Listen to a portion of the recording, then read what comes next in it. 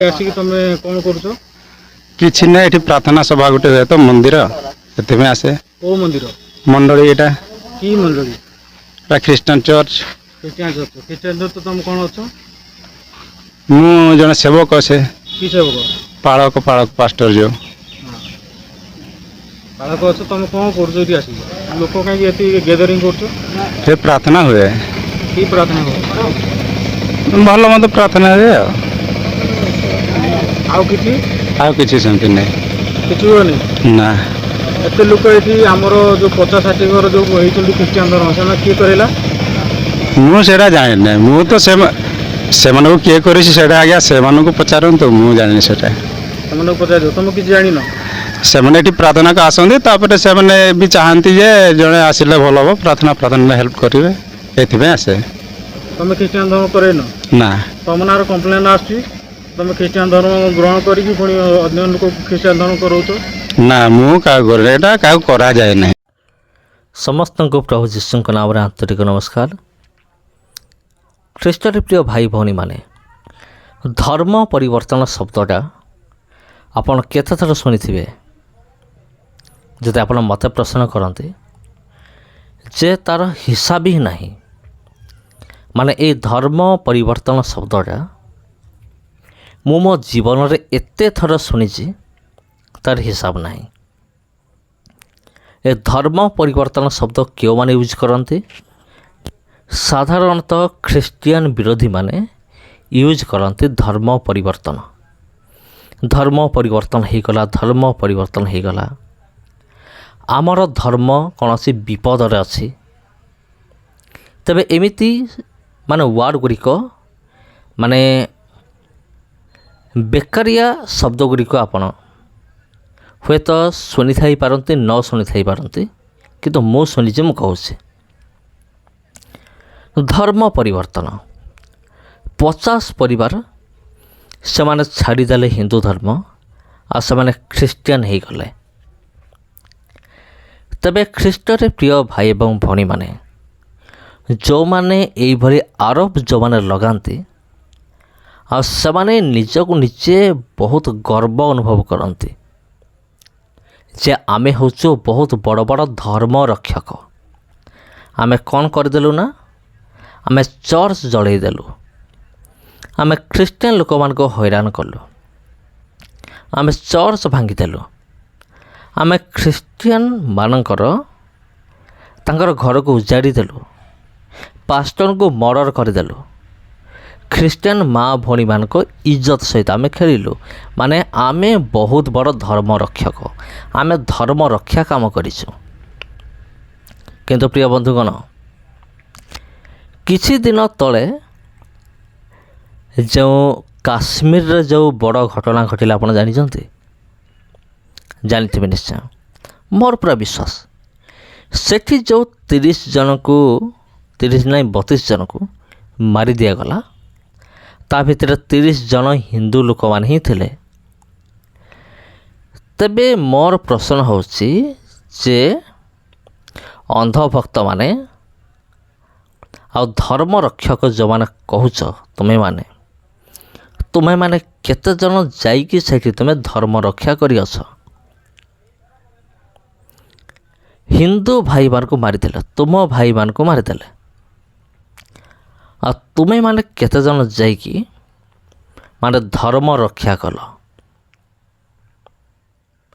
ଏ ପ୍ରଶ୍ନର ଉତ୍ତର କାହା ପାଖରେ ଅଛି? ଯଦି କୌଣସି ଖ୍ରୀଷ୍ଟ ବିରୋଧୀ ଧର୍ମ ରକ୍ଷକ ଯଦି ଯାଇକି ସେଇ ଆତଙ୍କବାଦୀମାନଙ୍କୁ ଧରିଅଛି କିମ୍ବା ତାକୁ ମାରି ଦେଇଅଛି, ସେ ଯେମିତି ମାରିଲା ହିନ୍ଦୁ ଭାଇମାନଙ୍କୁ ସେମାନେ ଯେମିତି ମାରିଲେ, ଆଉ ଏଇ ଧର୍ମ ରକ୍ଷକମାନେ ସେମାନେ ଯାଇକି ସେମିତି ଯଦି ମାରିଛନ୍ତି, ତେବେ ମୋତେ କମେଣ୍ଟ କରନ୍ତୁ। ମୁଁ ବି ଟିକେ ସାବାସୀ ଦେବି ଯେ ତୁମେମାନେ ବହୁତ ବଡ଼ ବଡ଼ ଧର୍ମ ରକ୍ଷକମାନେ। ସେଠି ତ କିଛି କରିପାରିବ ନାହିଁ, କିନ୍ତୁ ଯେଉଁଠି ପ୍ରଭୁ ଯୀଶୁଙ୍କର ପ୍ରାର୍ଥନା ଚାଲିଥିବ, ଯେଉଁଠି ଉପାସନା ଚାଲିଥିବ, ଆଉ ସେଠି ଯାଇକି ତୁମେ ହଙ୍ଗାମା କରିବା ଜାଣିଛ? ଆଉ ତୁମେ କହୁଛ ଆମେ ହେଉଛୁ ବଡ଼ ବଡ଼ ଧର୍ମ ରକ୍ଷକ ମାନେ, ଆମେ କ'ଣ କରୁଛୁ ନା ଆମେ ଧର୍ମ ରକ୍ଷା କରୁଛୁ। वाह क्या बात है। ଧର୍ମ ରକ୍ଷକ ଏମାନେ ଧର୍ମ ରକ୍ଷା କରିବେ, କିନ୍ତୁ ଯେଉଁ ଆତଙ୍କବାଦୀମାନେ ମାରିଦେଇକି ଚାଲିଗଲେ ଏମାନେ ତାଙ୍କ ପାଖକୁ ବି ଯିବେ ନାହିଁ। ଏମାନେ ତାଙ୍କ ପାଖକୁ କାହିଁକି ଯିବେ ନାହିଁ? କାରଣ ଏମାନେ ଜାଣନ୍ତି ଆମେ ଯଦି ଧର୍ମ ରକ୍ଷାର ସ୍ଲୋଗାନ ନେଇକି ଆମେ ଯଦି ତାଙ୍କ ପାଖକୁ ଆମେ ଯିବୁ ନାହିଁ କି, ତାହେଲେ ସେମାନେ ଆମକୁ ବି ଛତୁ କରିଦେବେ ମାରିକି। ଏମାନେ କ'ଣ ଜାଣିଛନ୍ତି ଖ୍ରୀଷ୍ଟିଆନ ପ୍ରିୟ ଭାଇ ଭଉଣୀମାନେ, ଏମାନେ ହେଉଛନ୍ତି ଖାଲି ମାନେ ଯେଉଁଠି ଅଳ୍ପ ସଂଖ୍ୟକ ଯେଉଁଠି ଅଛନ୍ତି ମାନେ ଖ୍ରୀଷ୍ଟିଆନ ଲୋକମାନେ, ଏମାନେ କେବଳ ସେଇଠି ଯାଇକି ଦାଦାଗିରି ଦେଖାଇବେ ଆଉ ସେଇଠି ଯାଇକି ନିଜର ଧର୍ମ ବିଷୟ ପ୍ରଚାର କରିବେ, କହିବେ ଆମେ ବହୁତ ବଡ଼ ବଡ଼ ଧର୍ମ ରକ୍ଷକ। ଯେମିତିକି ତପୀ ମିଶ୍ର ତା'ର ଯେଉଁ ପୁରୁଣା ଚ୍ୟାନେଲ୍ ଥିଲା, ଯେ ତା ଚ୍ୟାନେଲ୍ ଏବେ ଯଦି ଥାଆନ୍ତା ଆପଣ ଦେଖିଥାନ୍ତେ ସେ କେତେ ଥର ସେ କହିଛି ମୁଁ ହେଉଛି ଧର୍ମ ରକ୍ଷକ। ଏବେ କ'ଣ ପାଇଁ ଯାଉନି ଧର୍ମ ରକ୍ଷା କରିବା ପାଇଁ? ଆମର ଭାରତର 30 ଜଣ ଆମ ଭାଇମାନଙ୍କୁ ମାରି ଦିଆଗଲା, କାହିଁକି ଯାଉନି? କେବଳ ତପୀ ମିଶ୍ର ନୁହେଁ, ଏଇଭଳିଆ ଆଉ ଅଛନ୍ତି, ଅନେକ ଅଛନ୍ତି, ଆଉ ଯେଉଁମାନେ କେବଳ ଖ୍ରୀଷ୍ଟିଆନମାନଙ୍କ ଘରେ ପଶିବା ଜାଣନ୍ତି, ତାଙ୍କ ଘର ଜଳେଇବା ଜାଣନ୍ତି, ଆଉ ତାଙ୍କୁ ତାଡ଼ନା କରିବା ଜାଣନ୍ତି, ଆଉ ଖ୍ରୀଷ୍ଟିଆନମାନଙ୍କୁ ପିଟା ମରା କରିବା ଜାଣନ୍ତି, ଆଉ ଛାତିରେ ହାତ ଦେଇକି ମାନେ ବାଡ଼େଇ ବାଡ଼େଇ ଏମାନେ କହୁଛନ୍ତି ଆମେ ହେଉଛୁ ଧର୍ମ ରକ୍ଷକ। କିନ୍ତୁ ସେଠିକି ମାନେ ପାଇବନି ୟାଙ୍କର।